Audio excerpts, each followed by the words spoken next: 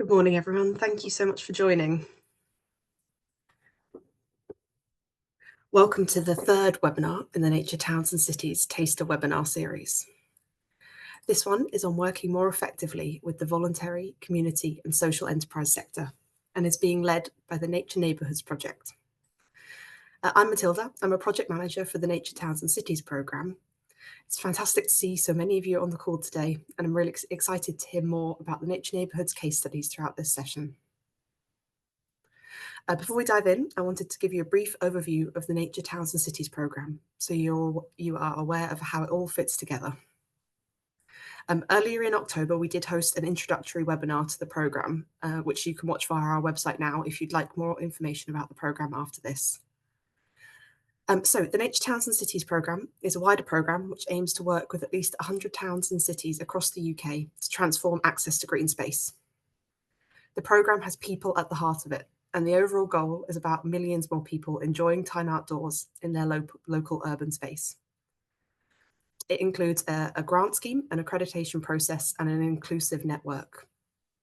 The grant will support many towns and cities with much needed capacity to do this work. The accreditation process will provide the assurance and confidence places are on the journey to achieving their goals in this area. And the network will provide the inspiration, support, connection and capability for people to take action everywhere. The Nature Towns and Cities programme was founded by the National Lottery Heritage Fund, Natural England and the National Trust, and we're working closely with NatureScot, Natural Resources Wales and the Northern Ireland Environment Agency, and we hope lots more partners. The Nature Towns and Cities programme is committed to prioritising how we work with communities, recognising that communities are fundamental to driving and sustaining positive change in their place, which is why we're so pleased to be partnering with Nature Neighbourhoods to bring you this webinar. So you can access more information about the Nature Towns and Cities programme via our website, including signing up to our mailing list now. But before I hand to Nature Neighbourhoods, we are going to run through a few quick bullet points of helpful information on how this session will run. So you can see these on the screen now, but I'll talk them through as well. So this session will close with a Q&A. So if you have a question you'd like to submit to the panel, you can use the Q&A feature, which you can find at the bottom of your screen to submit your question. Where possible, we will be sharing links mentioned by our speakers in the chat, so look out for these. But they'll also be available on an interactive whiteboard, which we'll tell you a bit more about in a second. We've enabled automatic captioning for today. If you want to turn these on or off, you can do so in the settings at the bottom of your screen as well. If you have any trouble with your connection, you can also ask us questions or ask us for help in the chat. And then to let you know that this session is being recorded and will be emailed to you directly in the coming days. So all that's left for me to do is hand to Rory Crawford, who's the project manager for Nature Neighbourhoods. Thank you. Thanks, Matilda, and thanks to everyone that's come along and joined us today. So I'm just going to give a very brief overview of what Nature Neighbourhoods is before introducing and handing over to our speakers today. So Nature Neighbourhoods is a national lottery community fund and co-op funded project. It's a collaboration between National Trust, where I'm based, RSPB, WWF, and 18 local community organisations across the UK, 3 of whom you're going to be hearing from today. Now, there's quite a lot to the project, but the headline is that all of these local organisations we're working with are working in specific neighbourhoods to co-design a community plan for nature and climate action in that place. Now, at the same time, the project team, which is based across the 3 big nature NGOs that I've mentioned, has worked with the organisations to create a programme of capacity building and support based on their community's needs.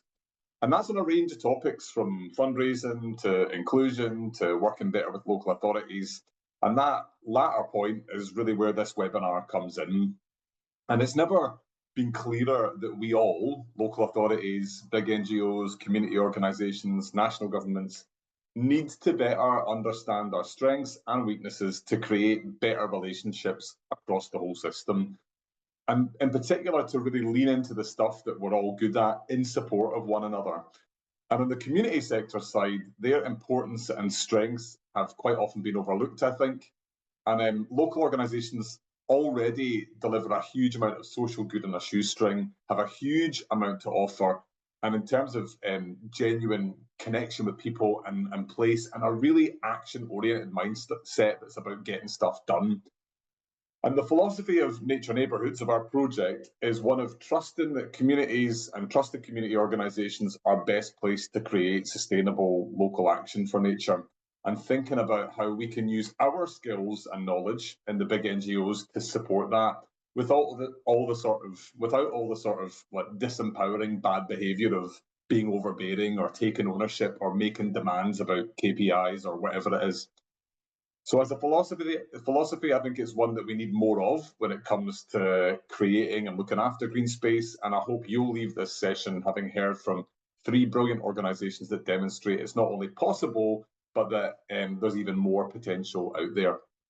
So our format for today is that we've got 3 short talks, about 15 minutes each, and then half an hour or so for Q&A at the end. You'll be able to ask your questions, as mentioned in the Q&A tool. There's also the Miro board, which has been mentioned and has a couple of prompts and the links to the resources too. So with all the housekeeping and intros done, it's time to introduce our speakers. So in reverse order, we have got Tom Kirby, the Development Manager for Granton Community Gardeners in Edinburgh. We've got Debbie Freeman, the Community Projects Lead at Zebra Collective in Plymouth. And first up, we have Kieron McGlasson, who's Director of Solar City in Manchester. I'm going to hand over to Kieron. Kieron, take it away. Thank you, Rory. That's very kind, and hope everyone's well. So yeah, I'm Kieron. I'm a director of Solar City, based in Manchester. You can see our little tagline there. Next slide, please, Rachel. A little bit about us. We're a social enterprise. We have been since 2009. And I think just let's remind ourselves what a social enterprise is. It's obviously driven by people and planet. So if you could move on to the next slide, please, Rachel. Why are we needed? Well, I don't know where you are today, but it's ridiculously warm here in Manchester. It's classically wet and due to get even wetter. If you look at the RHS report on climate change here, warmer and wetter. And I think there's a few bullet points on the screen there around environmental issues, around climate change and flooding, air quality. But the reason we're really passionate about this work is it goes way beyond that. We can use sort of access to nature, the natural environment, food growing for our health, as I'll touch on in a minute, around skills, the economy, volunteering. We're doing projects at the moment called Support to Succeed, which is about long-term unemployed and using nature in city centre locations to give people confidence and rebuild them.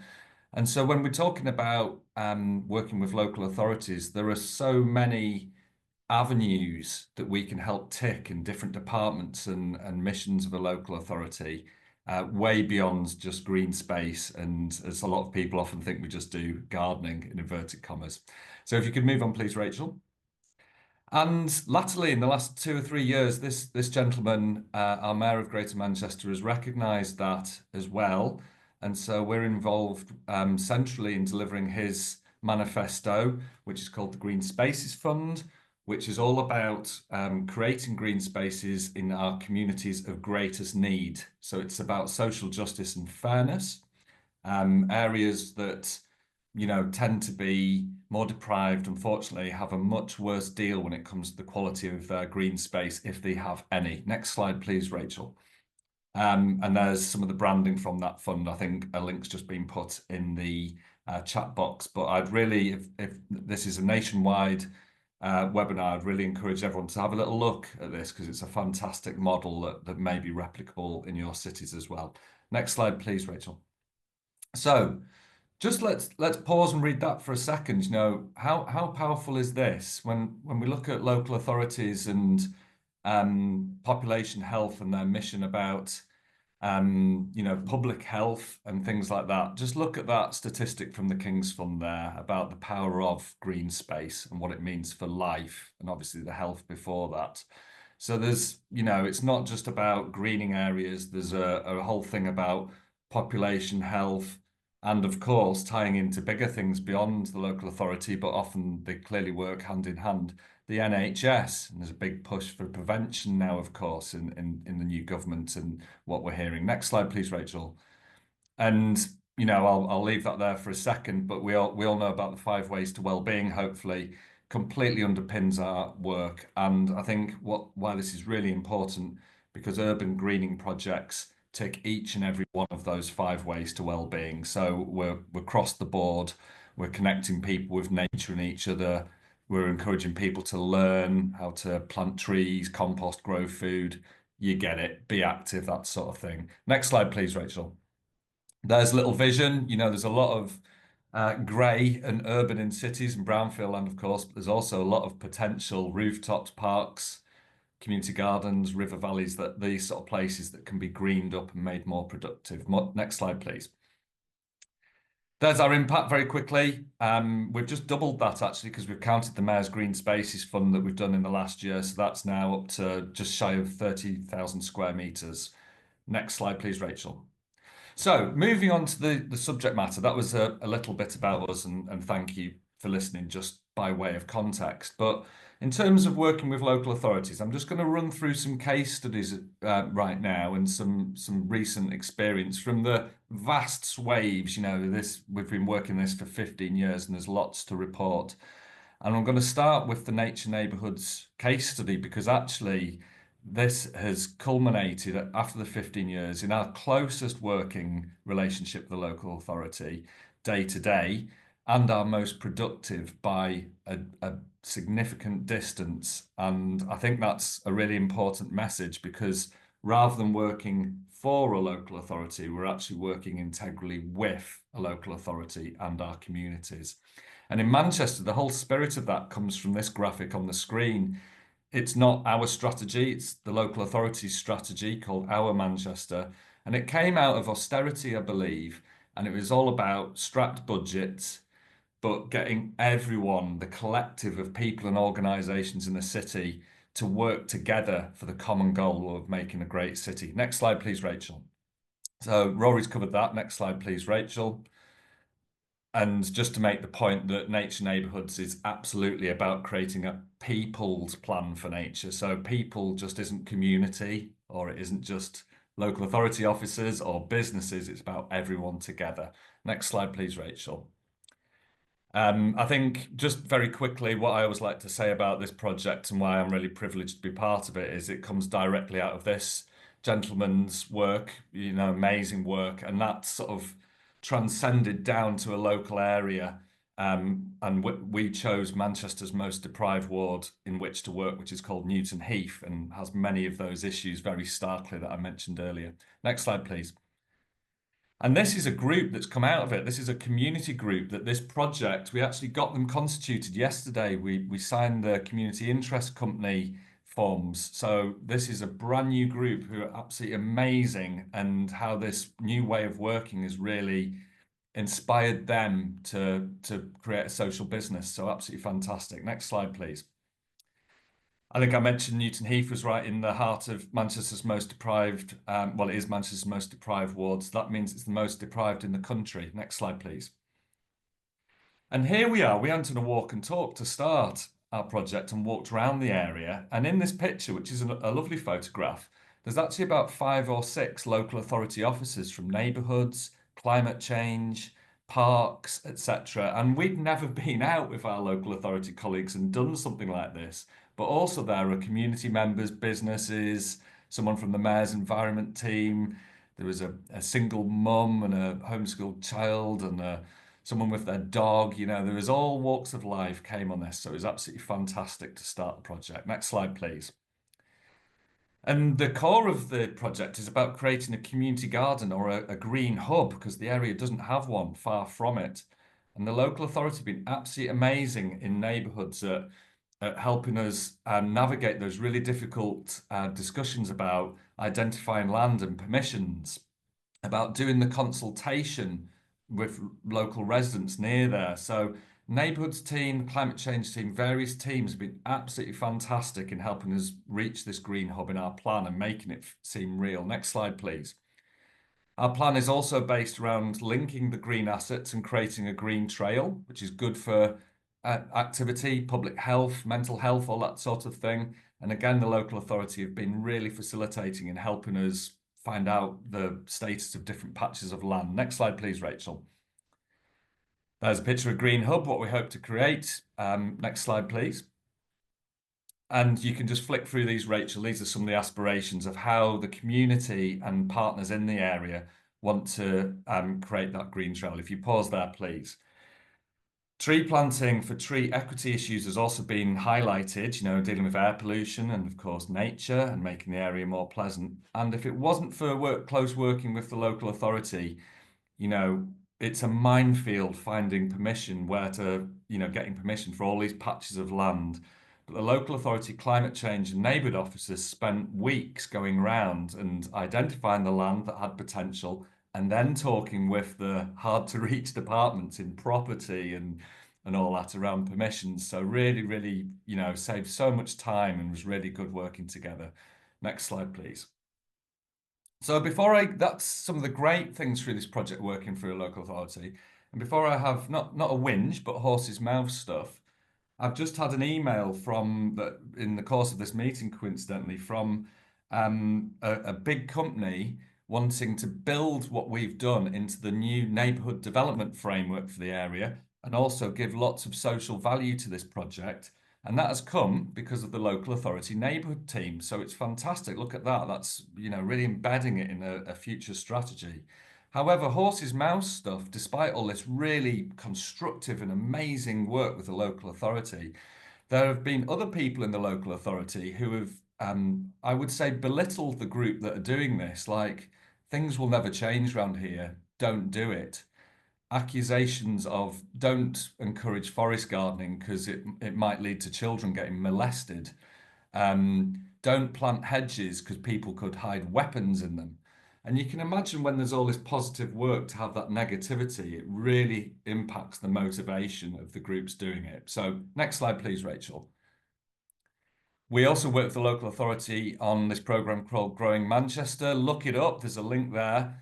Really amazing as well because it's working with the local authority population health to create all these fantastic community gardens across the city. And it's gone from 10 to just shy of 150 in 10 years. And you can see all the environmental and social benefits there. Next slide, please, Rachel. However, the Manchester City or Liverpool or Celtic Rangers or, I'm sorry, I don't know any Irish football teams, but probably one of the top of the table community gardens from that programme that delivers so much stuff and does social prescribing for the NHS. There are also various departments in the local authority who want to now start charging them lots of rent or aren't being helpful with a lease, and they see it as a social thing, a money-making thing that these guys are doing, and they need to charge them lots, and it's pushed the group that are doing it to the point of giving up. So, there's all this support from one side and various departments, but a conflict from the other. Next slide, please, Rachel. So I mentioned the Mayor's Green Spaces Fund before. If you flick on, please, Rachel. And we have supported a group in another of Manchester's most deprived areas to turn a bowling green into a forest garden through this Mayor's Fund. And there's a few pictures there of before and after. Next slide, please. This is it being created in the last year of the community. Next slide, please. Fantastic community engagement. Next slide, please. And the mayor visited 2 weeks ago and opened it, and it was fantastic, and everyone felt amazing. We've delivered the mayor's manifesto. There's an amazing forest garden. The local authority have helped with this, like the last example. Next slide, please. But then various departments want the group to have £10 million public liability insurance, which costs a lot of money. They want them, every time they do a litter pick, they want them to fill out 30 pages of forms to be able to do that litter pick. And it's forcing the group who are very stretched to almost not want to do it. Next slide, please, Rachel. This is one that I won't go on about, but it's very, as well as the classic instances of things being mown, we've had instances of new features being filled in without anyone knowing about it when they've been created, and that's really upset groups involved. Next slide, please, Rachel. And here, a group in another deprived area. That under that sea of weeds there is actually a public footpath where the local community had to walk with their prams on the grass. The local authority weren't managing it. Next slide, please, Rachel. So the group, through the fund, have transformed this area and created a little orchard garden and got the path working again. However, it took us, not just the group, this is me, an organisation, it took us 18 months to get permission. We were passed from every department in the town hall just to get permission to do actually their job, if you look at it. And it drove the group almost mad to the point they just like threw the papers down and said, oh, we give up. So next slide, please, Rachel. And then this was just a final one, where again it was similar to that length of time. This is an old redundant road in Manchester, and this was the start of a group greening it up, again with funding and permission to do so. But again, the group were asked to get permission, you know, to get some forms about formally closing this road, even though it had been closed for 40 years and would never be used again. And so it drove the group, you know, it confused them, and they were like, they just didn't, you know, they almost lost the funding. That is the point from this, because they had these ridiculous forms to fill in that they didn't realise. So next slide, please, Rachel. So hopefully that's shown some of the positive and some of the frustrations, which I think, you know, from this strategy of doing everything together, working in partnership, loads of great working relations, particularly through the recent Nature Neighbourhoods co-design work. But I think there's a real banana skin in all this great stuff that's still from various mysterious departments of local authority, the ones perhaps behind the closed doors that don't quite understand community and nature, or perhaps are driven about generating revenue, that completely acts as that banana skins to all the great work that has been done and can risk it. It's only the tenaciousness and determination of some of the groups to not be, dare I say it, bullied by various departments over some quite ridiculous things. So next slide, please, Rachel. Thank you for listening. So that's all I had to say. I hope that made some sense.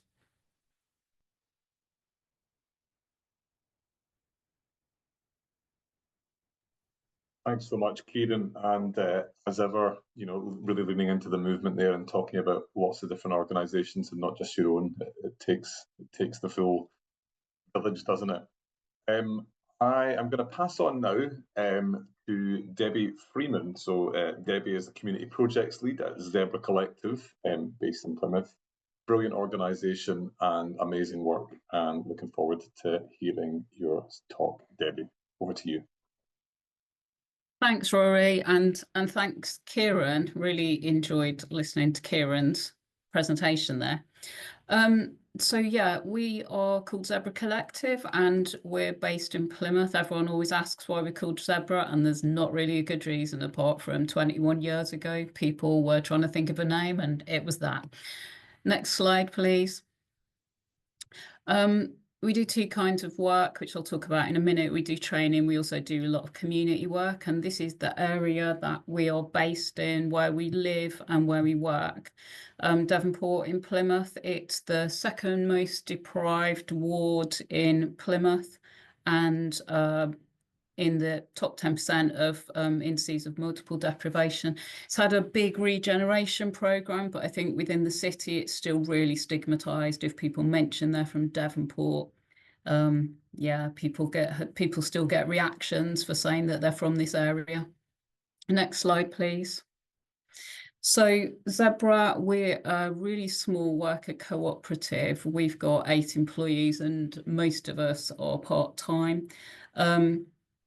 We're very driven by the notion of social and environmental justice, and we're a very values-driven organisation. Next slide, please. Thank you. So these are our 6 core principles that we work to. We are a solution-focused organisation, so we're always looking at these principles and saying, okay, if these principles are fully realised, what is that going to look like? What are we going to be hearing people saying? What you know, so that we really think hard about our principles and how we embed them into everyday life and of all our work. And I guess for this particular thing, our last one, embedded in the communities and that we live and work, is really important. So there was a academic and activist called Bob Holman, and he actually did a lot of research around people who live in the communities that they work in and the increased impact from living within the community. And he was living in Bath with his family, and when he'd done this research, he actually moved to Easterhouse in Glasgow and worked the rest of his life there. So yeah, a real shining example for us. Thank you. That's next slide, please. So just really briefly, we are a little bit different to what Kieron just described. We've got quite a lot of different kinds of work. So we deliver training and reflective learning in things like trauma-informed practice, asset-based community development work, and we deliver those to councils, NHS, and other community, voluntary and social enterprise organisations.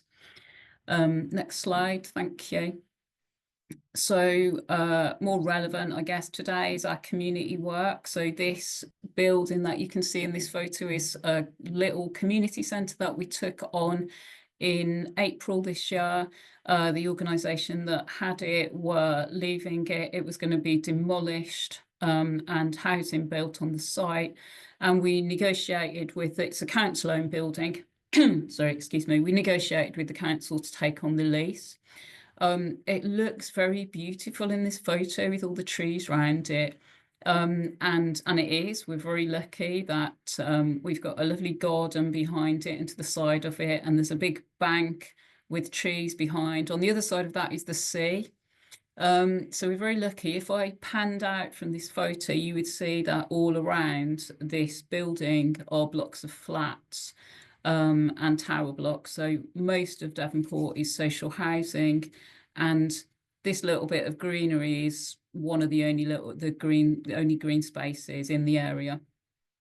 So we run this community centre, and our aim is very much to run it with the community, for the community. So when we first got it, we had a community day. We had over 200 people come in, and we were asking them, you know, what do you want to see happening at the centre, and how do you want to be involved? So we run youth work. We run it from this centre. We ran a session last night. We had 35 young people there. We work with secondary age children. We have the police come along out of uniform as youth workers as well. So there's a lot of young people that are in trouble with the police already, that are excluded from school. So that's a really vital way for us to kind of connect young people into all the other work that we do, as well as an aim in itself. So nature connectedness, we're again a little bit different. We are involved in a project which I'll talk about in a minute with the council, the Green Communities Project, which is absolutely fantastic. We also convene the Green Devonport Partnership. So that is a partnership of local residents and local organisations who are interested in increasing biodiversity and increasing nature connectedness in Devonport. We meet monthly, and we also do green actions around the area. So last week we were there's a 65-bed homeless hostel up the road from us. We were last week in their garden helping them prepare it for planting in the spring. And I think, again, all the work that we do is trying to link people across the community. So the people in the hostel are often blamed for, Devonport's blamed for all the ills in Plymouth, and people in the hostel are blamed for all the ills of Devonport. So I think, you know, that work to actually connect local residents in with the hostel and with the people that live in the hostel is really, you know, quite exciting. We had people there working alongside people who live in the hostel, and obviously it's a great leveler, digging things up. So yeah, that was fantastic.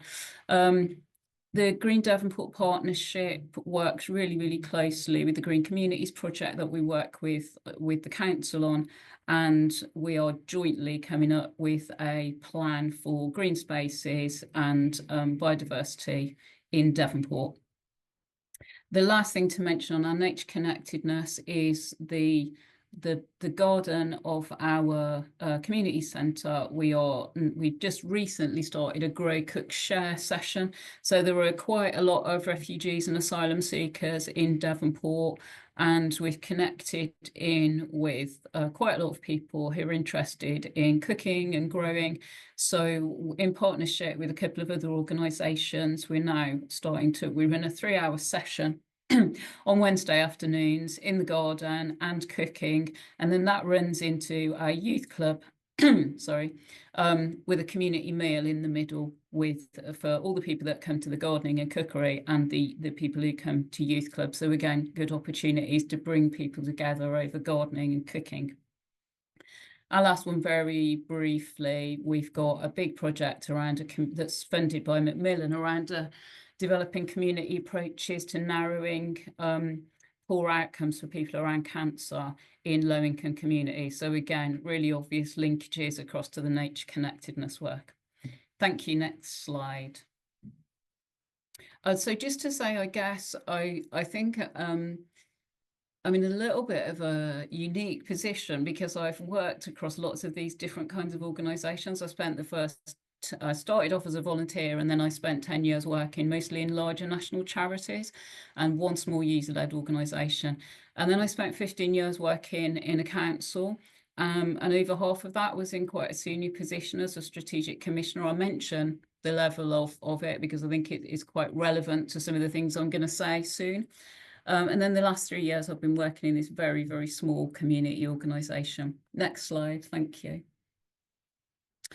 So the work that we're doing with Plymouth City Council, in general, we've got good relationships with some of the departments and individuals in the council. I think exactly what Kieron said, that some of them are great. I think one of the things that we understand how the council works, but obviously not everybody does. So that's a big barrier for a lot of people.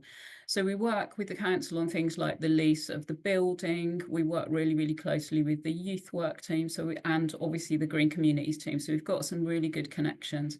So we have this formal partnership on this green communities project.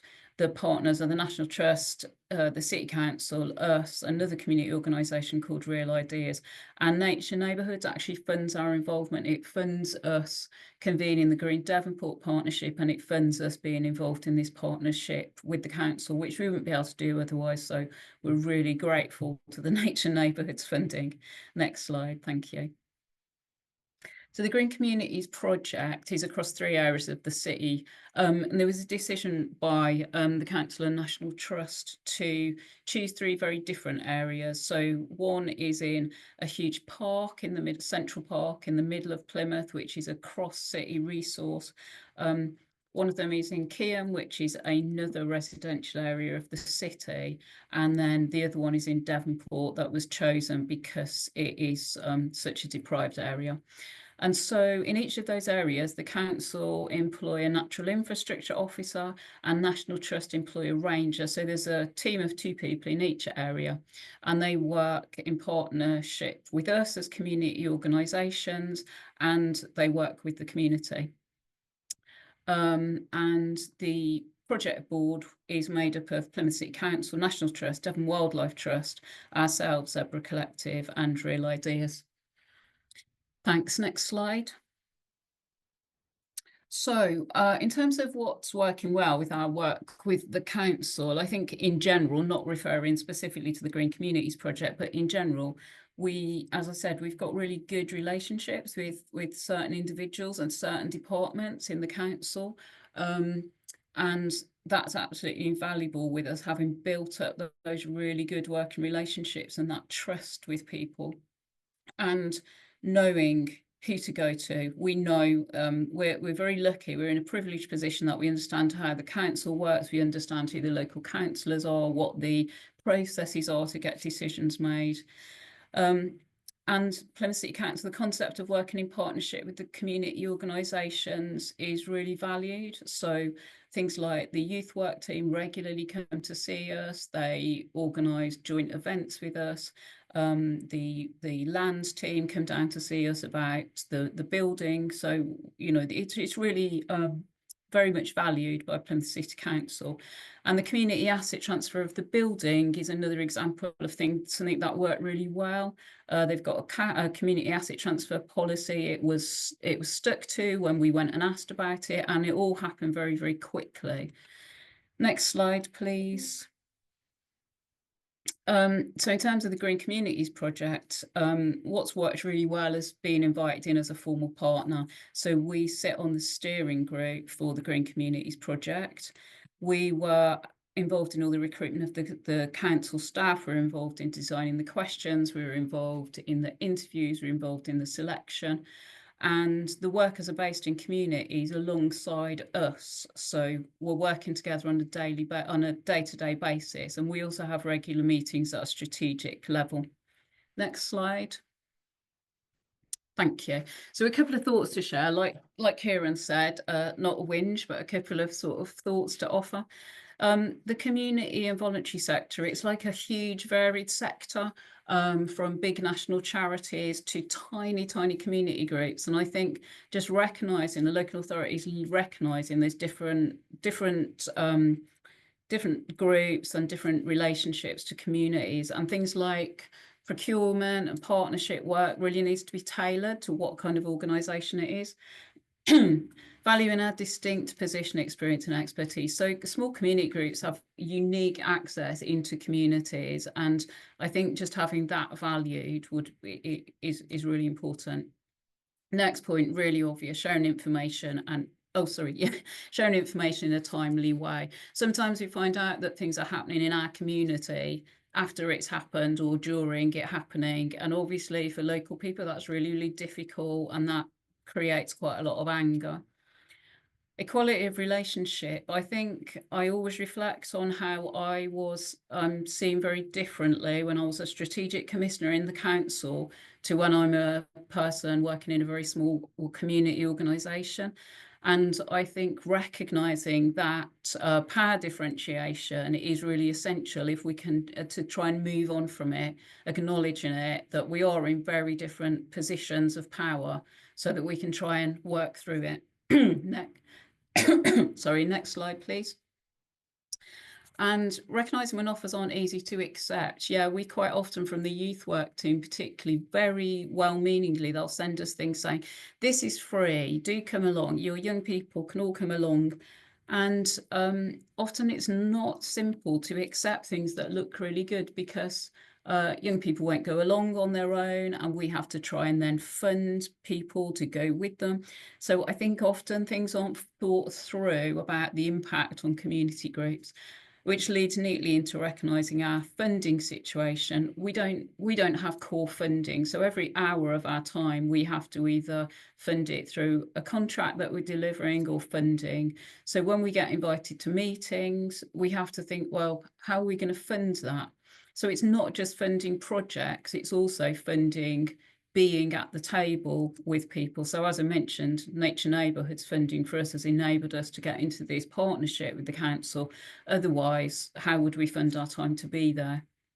And the last bit, being willing to be flexible where possible. Again, really recognise, especially having worked in a council for so long, that there are so many processes that have to be followed.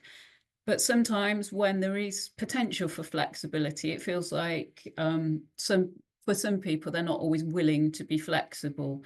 And I think we really appreciate it when we see that flexibility. And that is me. Thank you very much.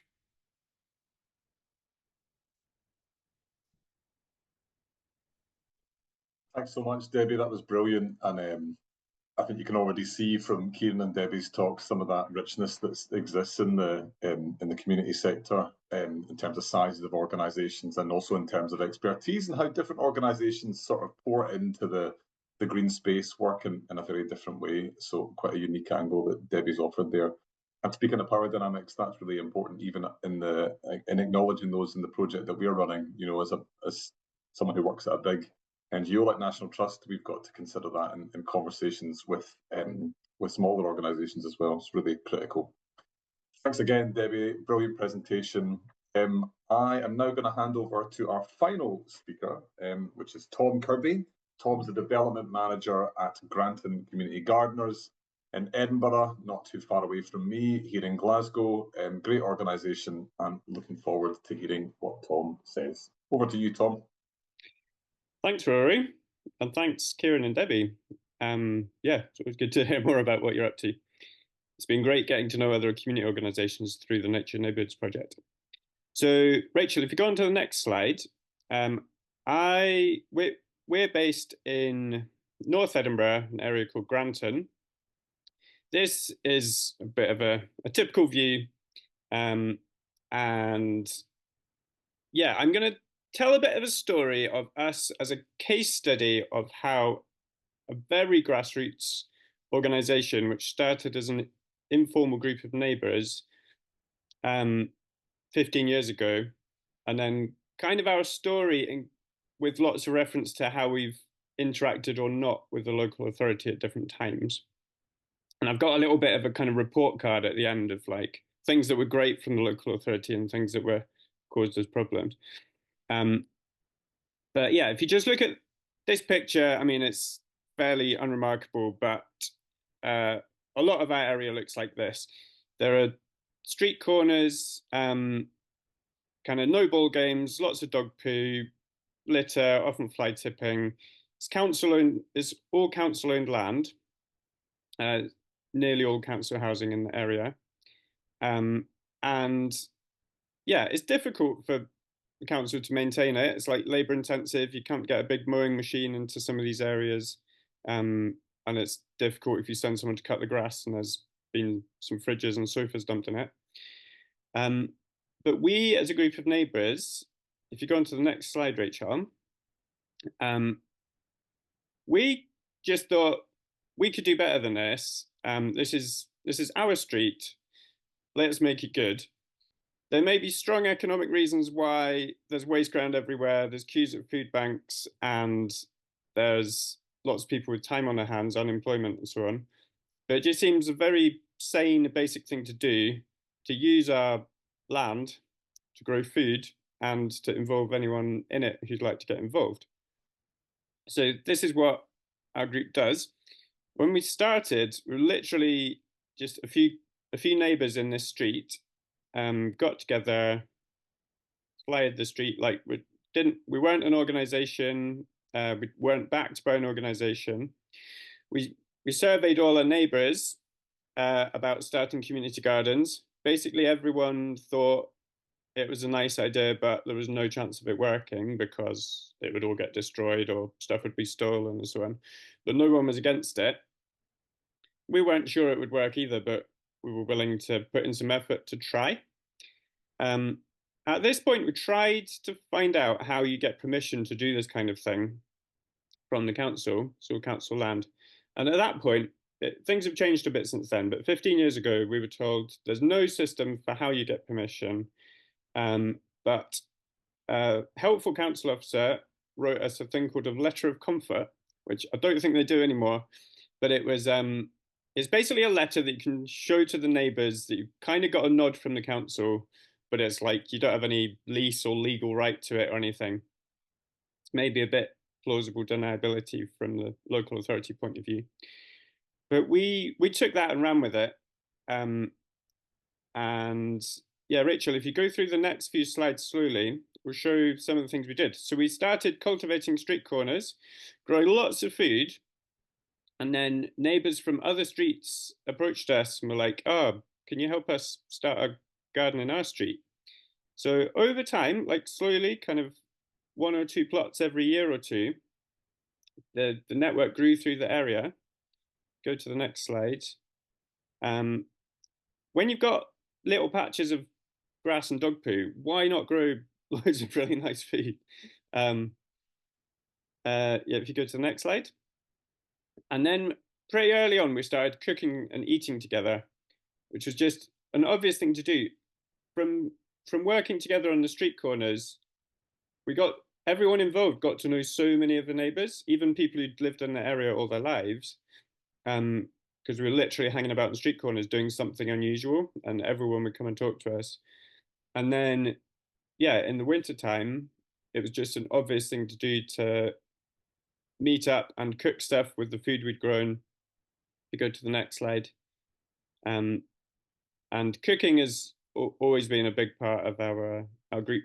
And also our group is very like a whole mix of cultures, and that's kind of what makes it great. Go to the next slide. Here's another kind of fairly typical bit of, we call it waste ground. It's council land, but it's difficult to maintain. And here we are planting fruit trees. If you go to the next slide, this is not exactly the same angle, but this is in the same orchard. Now really, really fruitful, and get hundreds of kilos of apples and plums that are all going into the local diet. You go to the next slide.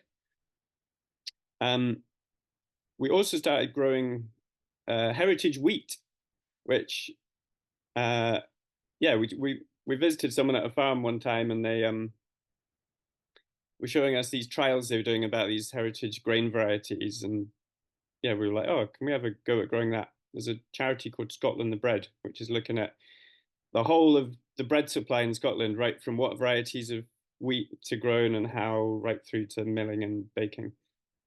And this has become a bit of a theme for us. We started growing wheat in lots of places. If we go to the next couple of slides. So now like little wheat fields on street corners has become kind of normal to see around Granton. If you go to the next one as well. And yeah, we have these great like harvest times. And off the back of this, we started a bakery. So yeah, we started just informal group of neighbours, and then slowly we kind of formalised, like over time, like became a constituted group and got a bank account and a wee bit of funding. Started getting we got public liability insurance at that point, as Kieron's also mentioned. So while we didn't have leases for any of this land, we had a measure of permission, but we took responsibility for what was happening there. And now we're set up as a charity.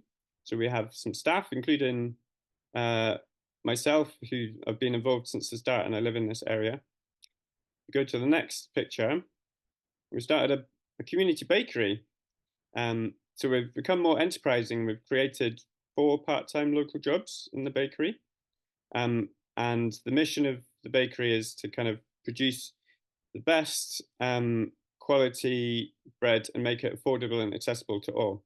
This is not the kind of area where you'd expect to find like an artisan bakery, or where anyone's prepared to pay like £6 a loaf. So we have various pricing models, like we do a lot of pay what you can afford. So if you don't have money that week, you still get your good bread. And yeah, if people do come, you can afford to pay more, then we encourage them to. You go to the next slide.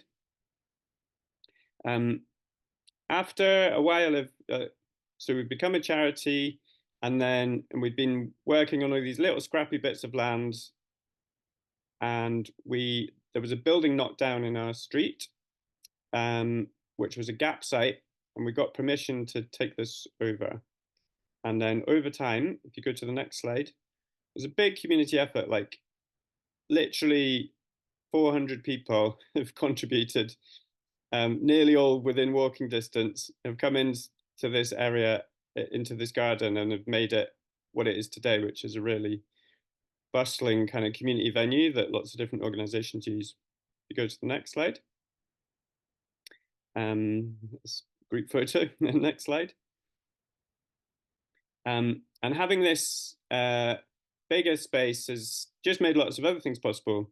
So our charity is set up so that any people in the local area who have ideas that fit with our charitable aims, we try and support it. So we've started a chicken cooperative where 12 local families or households like joint own a flock of egg-laying hens, and everyone paid like £20 into a pot and bought the flock, and then everyone's on a rota to look after them, and we share out the eggs. You go to the next slide. And we were able to put a polytunnel up, which we wouldn't have risked in the totally open street corners, but with a little bit more security. And the polytunnel is like revolutionized how much we can like propagate in the spring, and then like we can grow tomatoes and cucumbers and chilies in the summer, and salad and vegetables right through the winter. You go to the next one.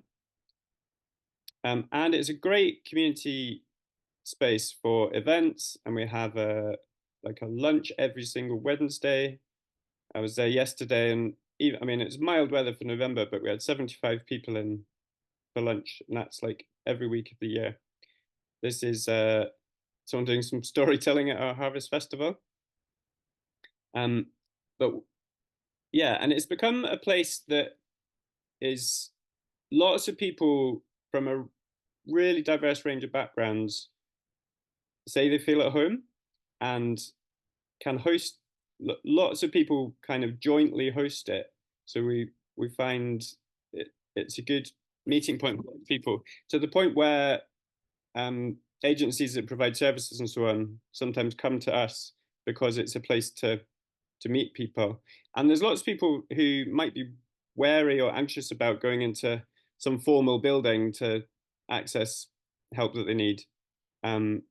Whereas the garden, because it's totally open, for a lot of people, it feels just a very unthreatening space. Yeah,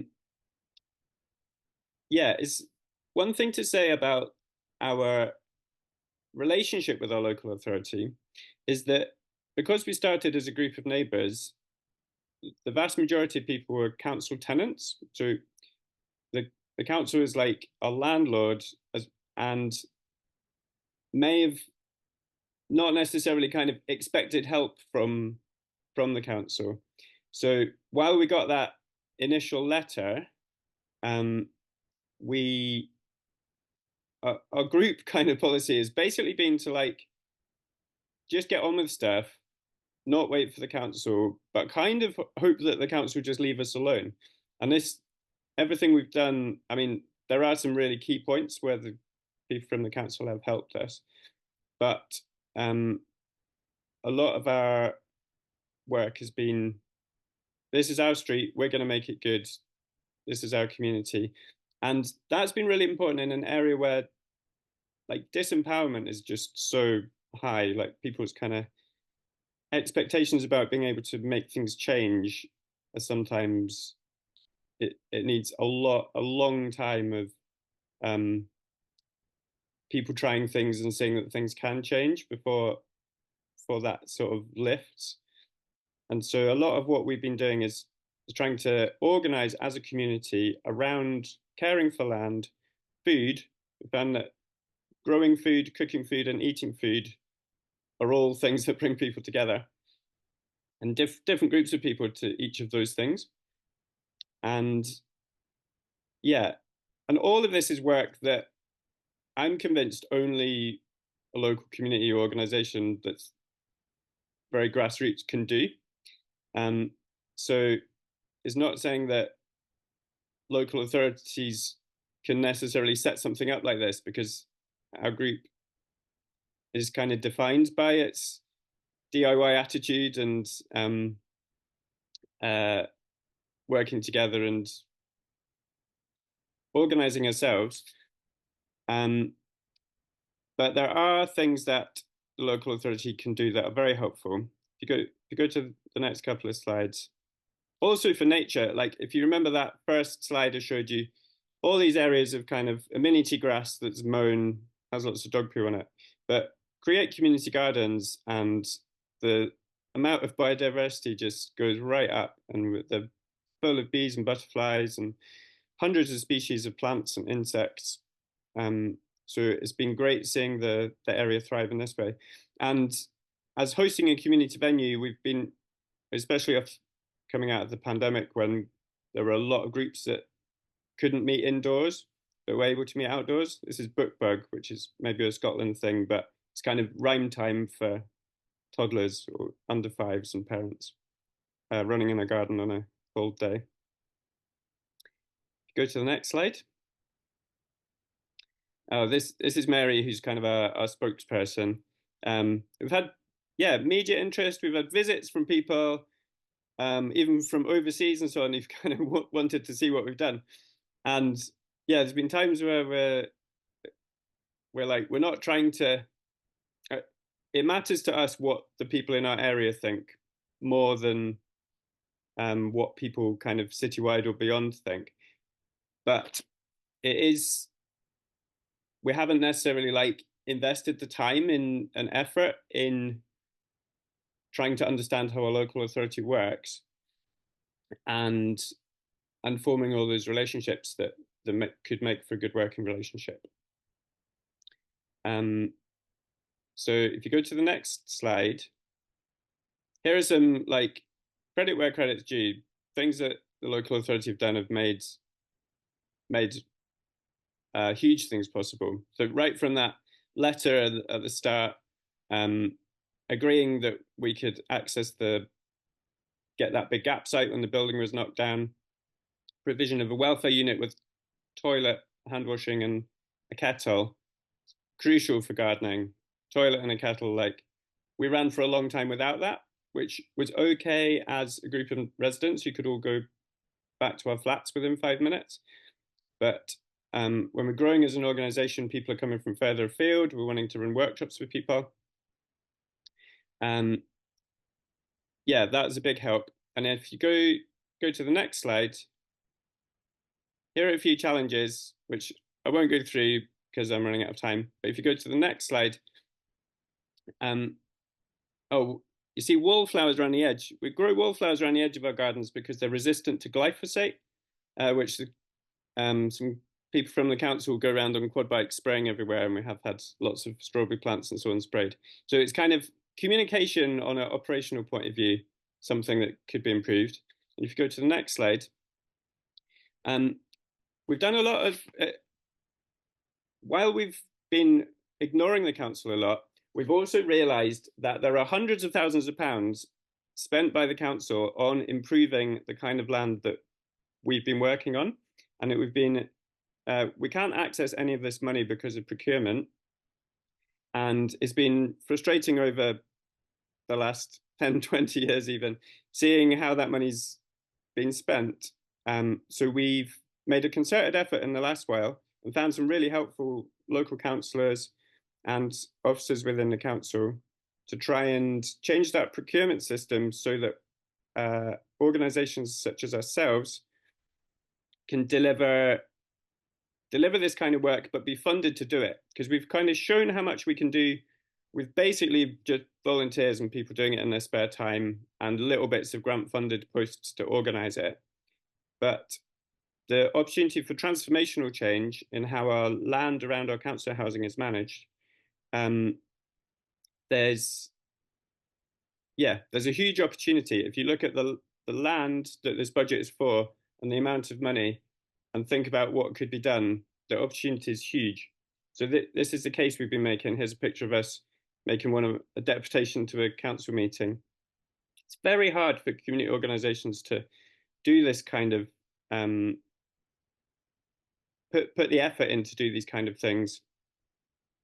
So the Nature Neighbourhoods project has given us some capacity to be able to have a go at changing a system that could have a massive impact. I better stop there, but thanks for listening. Thanks so much, Tom, and really useful to have your some of your lessons up there as the last slide. So this is a good moment to do a screen grab if you want, but all of these presentations are going to be shared afterwards.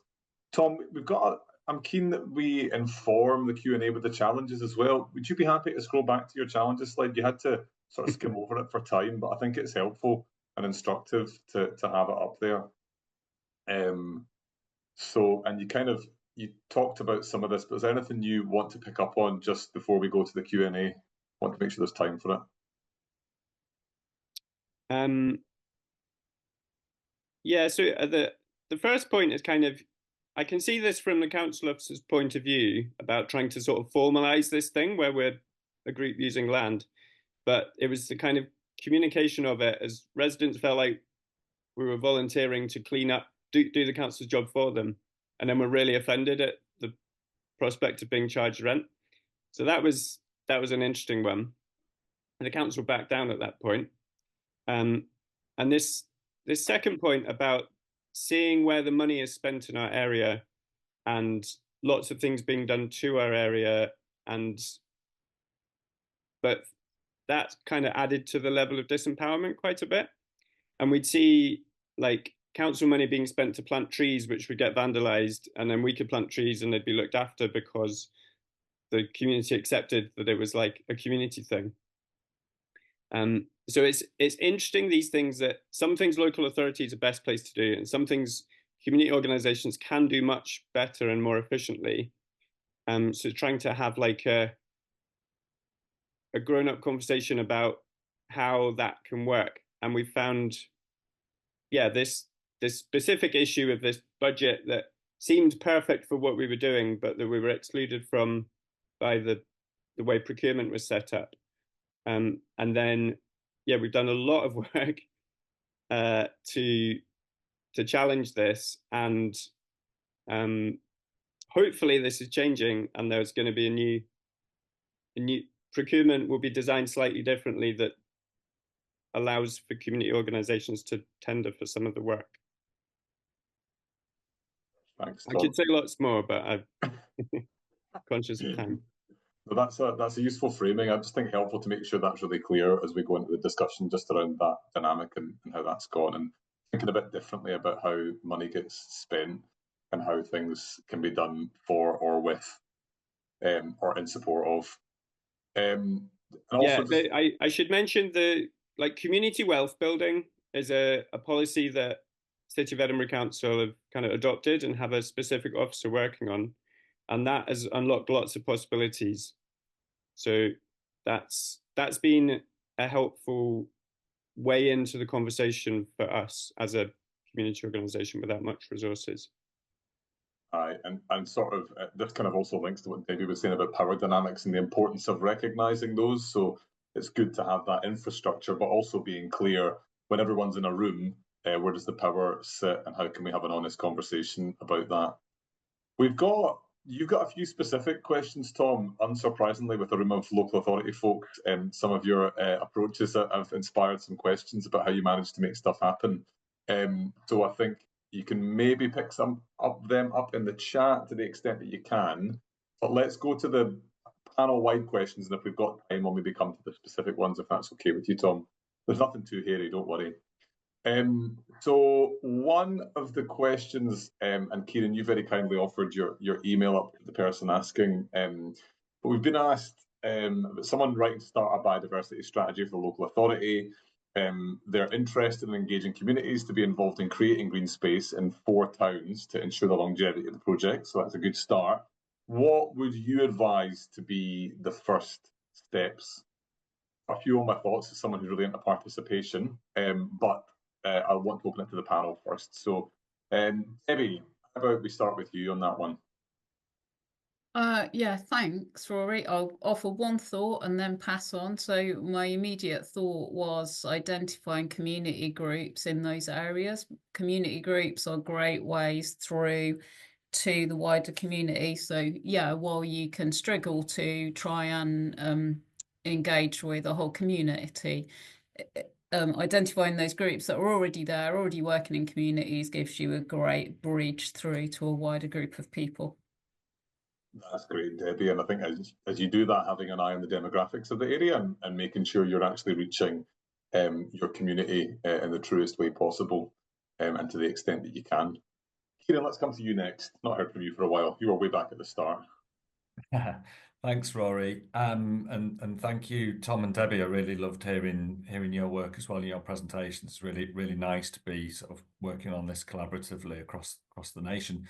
I suppose my only point, on this, is that nature and food and things like that are really engaging, aren't they? They're really colourful. They get spark kids' interest, and obviously people are increasingly more concerned about it as well. With slightly more negatively, I think 3/4 of the British population, when there's various surveys that have been really concerned about climate and biodiversity crisis. So there's a huge pool out there and really colourful ways to get people involved. So I think convene sessions, put an event on. We used our local library for free, or the area, and we were lucky enough to find some real champions in the community who are amazing at being sort of like the voice and connecting with their peers. It's like identify those champions and then get them who live locally to sort of like talk to neighbours or advertise. We were very lucky, like the member of our group has got amazing graphic design skills and is hugely organised, really friendly and engaging. So we just did something. And then I think there's been questions in the chat about where to start with a biodiversity strategy or something like that, that I think it's ending this them and us. That goes for people and nature. We are all one. And then it's not just we're the community group and they're the local authority in a town hall. It's about getting people around the table with shared interests, because hopefully what came through my presentation on nature neighbourhoods, it has been so much more efficient, fluid and productive by that sort of working together with everyone, going on a walk, sitting around a table, doing events, having assigned actions, than if we're all beavering away in our own little head-bangy, red-tapey ways in our respective places. So that's what I would suggest. Thanks, Kieron. And Tom, would you like to add anything to that? I missed the initial question when because I was trying to read all the questions in the chat. Is it about how best to engage communities in this kind of work? Oh, you're on mute, Rory. So I had to do that once. I had to be the first. So this is someone at a local authority writing a biodiversity strategy for 4 towns and asking about, exactly as you said, how to engage with community. Yeah, so I would say if there are community organisations who are likely to be on side as like recognizing that that's an important thing, then that's a good place to start. Like if you were here, I'd say just come to one of our community lunches and literally sit around tables and chat to people. It's a great forum to bounce around ideas. But also, as Rory says, like check the demographics, because we don't claim to speak for everyone, and there are other places you need to go to. But there are a lot of people who are really motivated to improve their areas, and maybe feel disempowered from doing that for various reasons. But if you can remove the blocks that they feel disempowered by, like it can release a lot of energy and creativity, and could contribute to that a lot. Thanks, Tom. I've seen you unmuted there. On you go. Yeah, I was just gonna. It's such an obvious point, isn't it? But we still get surveys all the time, or QR codes to give your opinion on X, Y, and Z through from the council. And however many times we sit around the table and say, oh, it's people aren't going to do this, because as Kieron and Tom said, we meet people all the time that are really passionate about nature.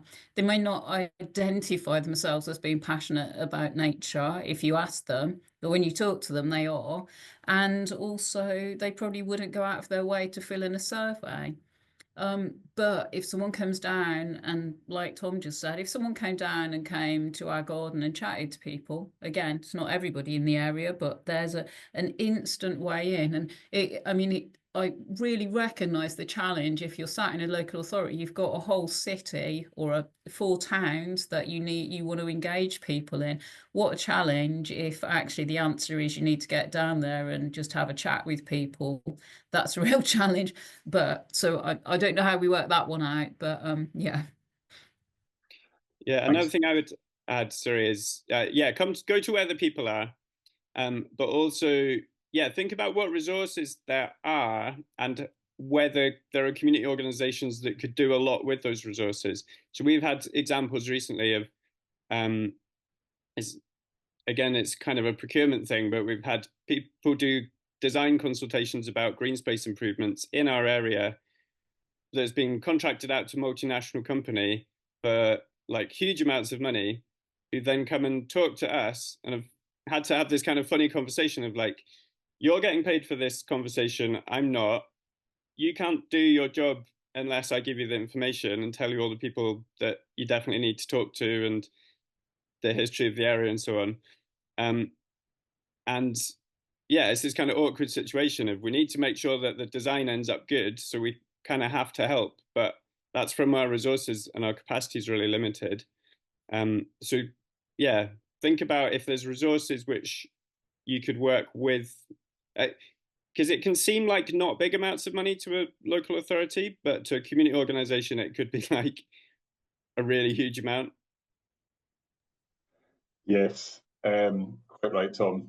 And very good point. And actually, what you said there is exactly what I might have chipped in that.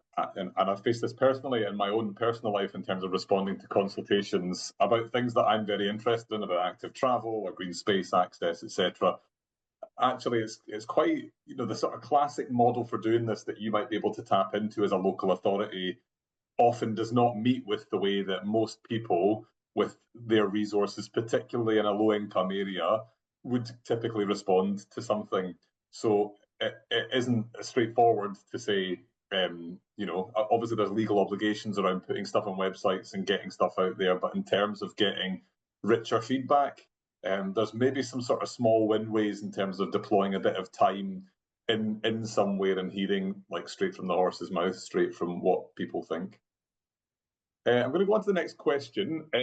And this feels like one actually for our local authority audience rather than community organisations, but I would welcome your reflections on this. So the question is, any top tips on overcoming permission barriers with local authorities?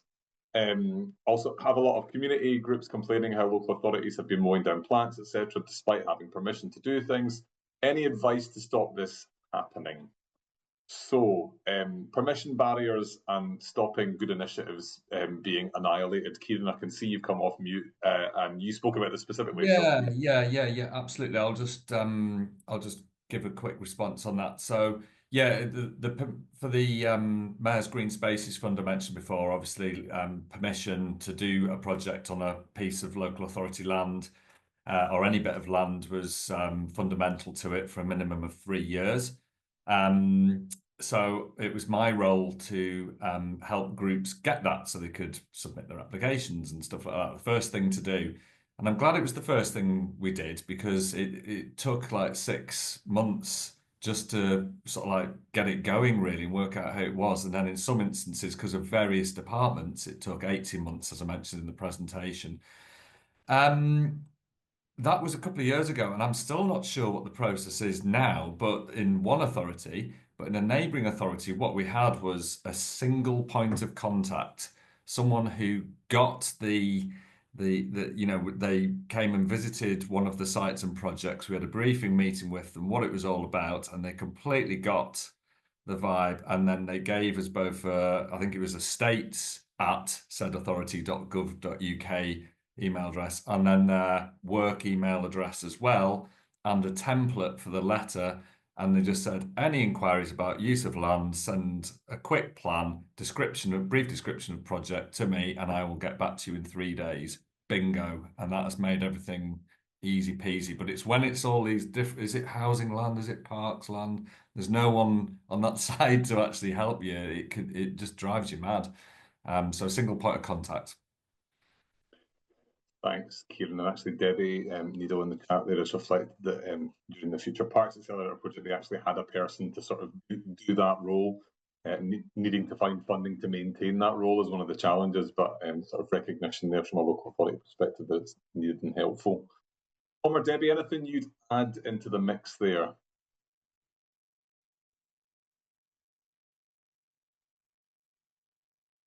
Yeah, it depends a bit of where this question was coming from. If it was from a group of residents who were asking me like how they get permission to do something, then I might,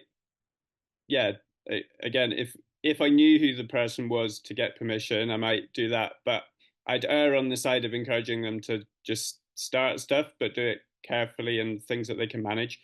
And I think it can be helpful for community organisations or even just groups of residents to understand a bit of the pressures that are on local authority officers. Like, for example, if they give permission for something, does it increase liability, or are they concerned that a group might dig something up and then leave it, and then it becomes the council have to come and clear it up,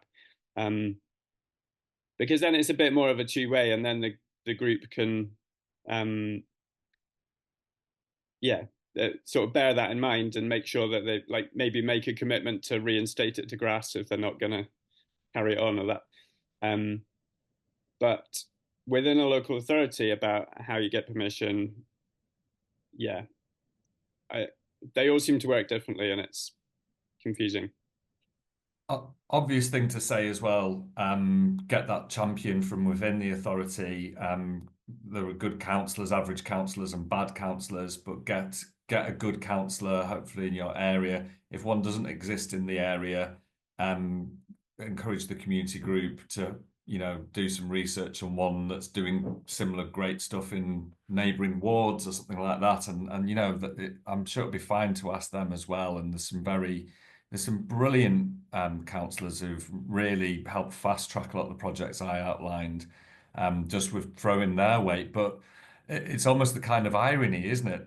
You can see the pain on their faces dealing with their own organisation, they feel it as much as the community groups do, but it's so good to have them on board. Thanks, Kieron and Tom. Debbie, anything else you want to add to that? No, all good. Comprehensive stuff there. And interestingly, actually, Kieron, someone in the chat, Tony there, said a similar thing about recognising the difference between the role of a councillor and a council officer in terms of the political and the sort of civil service function of those two bits of the local authority. It's actually something we're going to be working on in the course of the Nature Neighbourhoods project with the community organisations. You can see that the folks here understand that well, but really important to sort of make those connections and join those dots. Tom, there was a specific question about community asset transfer, and that wasn't one of your slides. I don't know if you've got the capacity to type an answer to that. That might be helpful. I know that did play a role. Thanks for doing that. That's brilliant. There's a question here, an interesting question here about how the panel suggests the skill sets within the council are utilised by community organisation projects. So obviously there's people in local authorities who know things about planting and maintaining trees. Have you got any examples or any thoughts about how best to do that? So we already talked a little bit about permission and making something happen.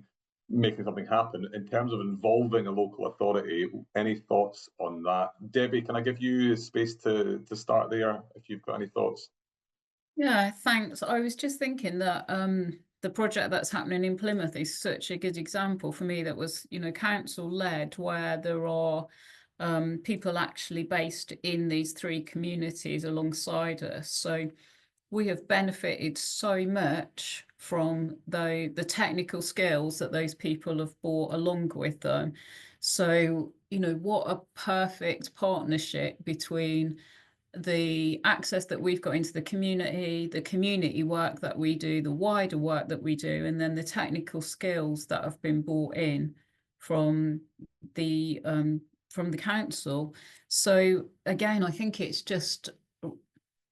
finding those ways, aren't there, it's recognising absolutely what the different skills are and what different groups are bringing, and then getting something together like that where we can work together. So the Green Communities project to me is such an amazing example of that. It really is recognising the different things that people bring to the table and using those skills.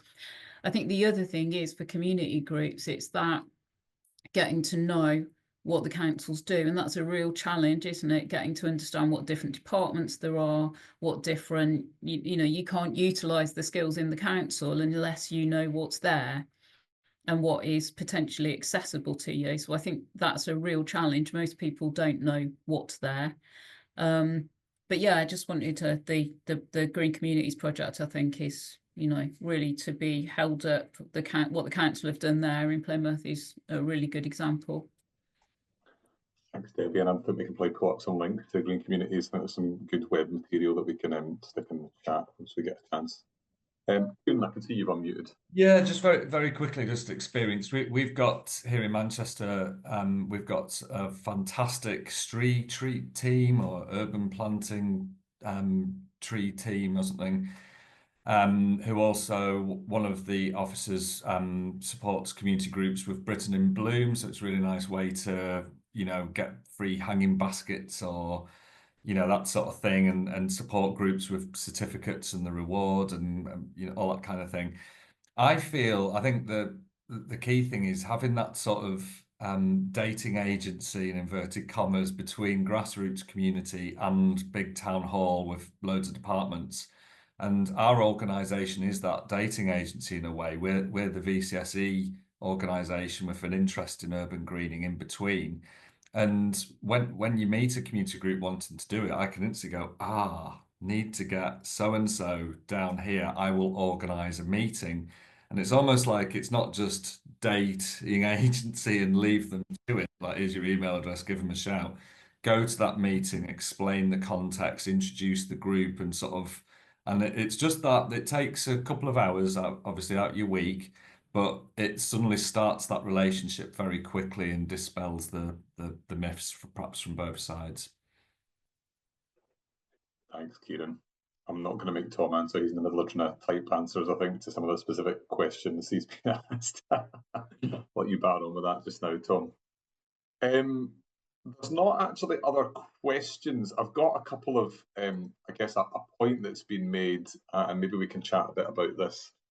So a lot of appreciation, by the way, for your work and your projects, a lot of celebration of what you're doing and how brilliant it's been.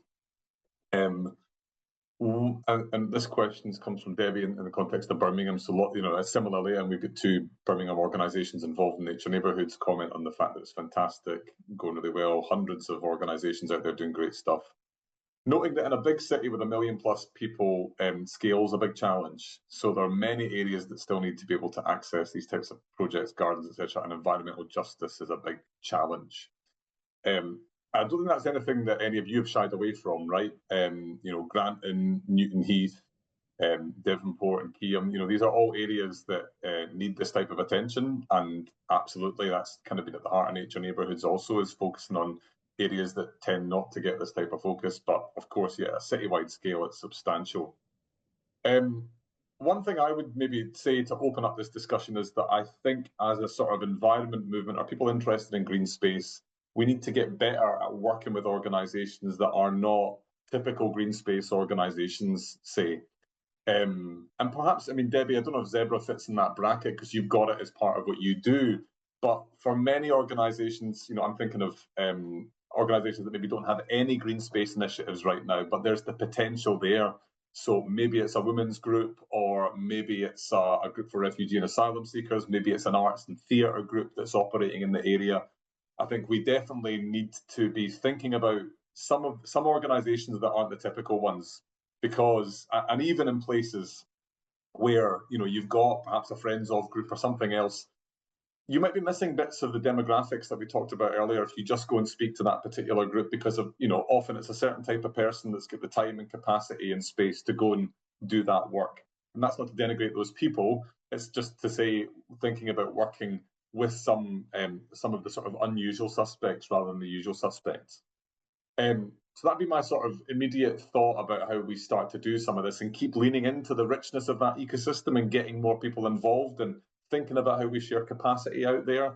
But any reflections from anyone in the panel about that sort of challenge of the full city, and particularly thinking about places where there might not be an obvious group straight away, how to coordinate it, how to provide that support? John, shall I quickly go off some links? Yeah, sure. So I think for me, and I forget what the political landscape in interconurbations is like across the country, but thinking northwest, we've obviously got Mr. Burnham in Greater Manchester and Steve Rotherham in Liverpool. I don't know who that individual is in Birmingham. I've forgotten it. It's not on my radar. But I would really encourage like interconurbation mayoral discussions about what's working, and what's definitely working in Greater Manchester, which isn't just Manchester, it's the 10 boroughs, the Salfords, the Wigan, is the Mayor's Green Spaces Fund, which I mentioned before. It is absolutely worked, and not only does it come with significant grant, but a manageable grant, and that is important for community groups. So it's a lot more than was previously available. It's enabled change fast and to a level that's right, but it's not too overpowering, i.e. hundreds of thousands of pounds that are going to swamp a grassroots community group. but it comes with grants. But at the end of the day, I don't think community organisations are that bothered where the money comes from, as long as they get some money. So whether it's grant from the mayor locally, or whether it's from Greg's the Bakers or whatever, as long as they get some money. But the key thing that's important is about having an advisor team there, which is about stimulating ideas, sorting out the permission, helping with the paperwork, if they get the money, how to spend it, giving that helping hand, that critical friend. And so there's a Green Spaces Fund advisor team that sits around that grant. And a lot of communities fall off their chair because usually they just get given, here's a grant opportunity, good luck, and that's it. But to actually be helped with the whole process and then sustaining the project by a staff team, that has been really instrumental. So short answer, if you're in Birmingham and something like that doesn't exist, get your political leaders to speak to Mr. Burnham. Thanks, Kieron. That's really helpful. And actually, I would just reflect that's kind of a philosophy we try to take in Nature Neighbourhoods as well. We're not attached to, it's not a massive grant, but it's a small grant going to every single organisation. There is not a list of KPIs or very heavy reporting, etc., which we are asking from people. But that's in part thanks to funders in terms of the Lottery Community Fund and Co-op who are more open about that stuff. But I think that's really important as well, as not having a bunch of strings attached, and also that capacity that Kieron's mentioned as well, the support bit of it. So yes, money.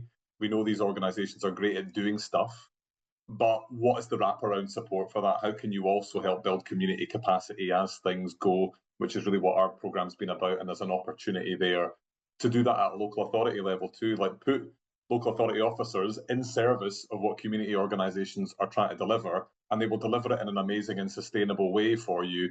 That, when Tom was talking about trees being planted and being pulled out, but if they did it, it's a different story. That's the opportunity here to do something meaningful and sustainable with community buy-in that is actually lower cost ultimately, but requires a bit of front end in terms of advice and support and that type of thing, in addition to the funding.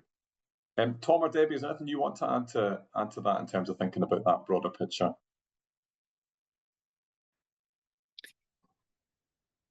Yeah, I don't know how you start on a massive area where there's no obvious groups, but I mean, there's people care about this stuff everywhere. Maybe it's like in a school, or like there will be something if you can find it in every single community.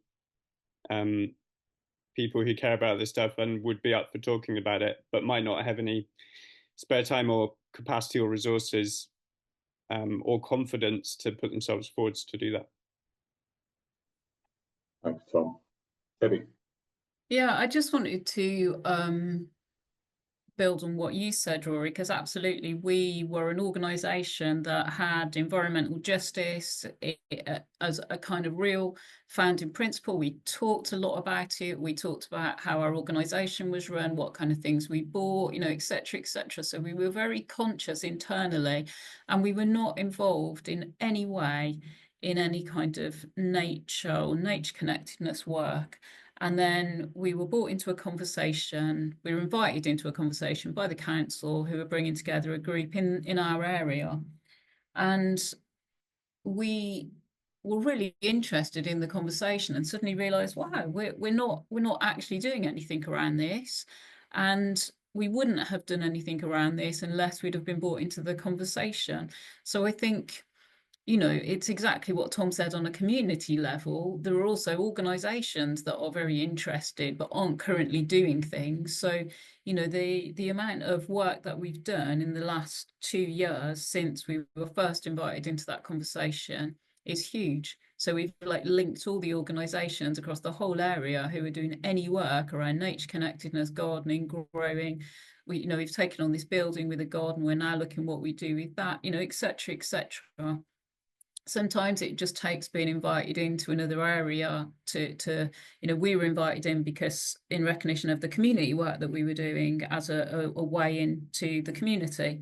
But yeah, it's really opened up doors for us, and then opened up possibilities in terms of nature in the area. That's great, Debbie, and I think that's a perfect way for us to cap off the session today. So it falls to me just to say thanks so much to everyone that came along today. Really big thanks to Kieron and Tom and Debbie. These are very busy people with very active organisations who've got a lot on their plates. So really appreciative that they gave up their time to come and speak today, recognising the importance actually of this conversation and all the local authorities as well being part of it too. So really appreciate that. Some links up on the screen there. The website for Nature Neighbourhoods, but also the website for Nature Towns and Cities, which has helped support this happening. Big thanks to the behind the scenes team at Iris and Birch who've helped run this. And all that remains to say is thanks to all of you, and hope you have enjoyed yourselves. Please do get in touch if there is more that you would like to know, and don't forget to leave feedback on the Miro board. Folks.